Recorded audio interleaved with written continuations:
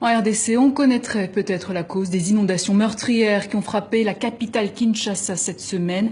Les sacs plastiques, des déchets qui auraient empêché l'absorption des eaux de pluie par le sol. Aujourd'hui, l'ONG Congo Green Citizen dénonce et lance une pétition contre la production et l'utilisation de ces emballages aux conséquences multiples. Florence Lezac, Francine Mokoko.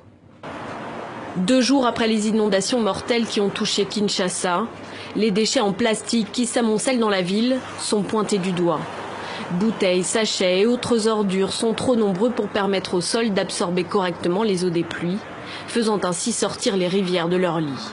Alors pour faire réagir à la fois les autorités locales et les habitants, l'ONG Congo Green Citizen vient de lancer une pétition.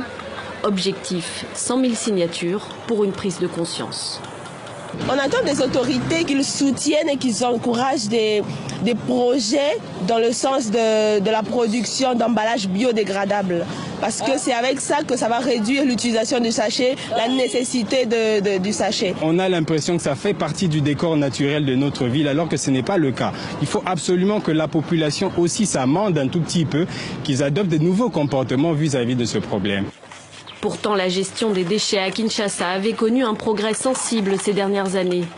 Piloté par l'Union européenne jusqu'en 2015, le projet d'assainissement testé dans certaines communes a permis la mise en place de décharges publiques où les habitants peuvent jeter leurs ordures qui sont ensuite enfouies dans la périphérie.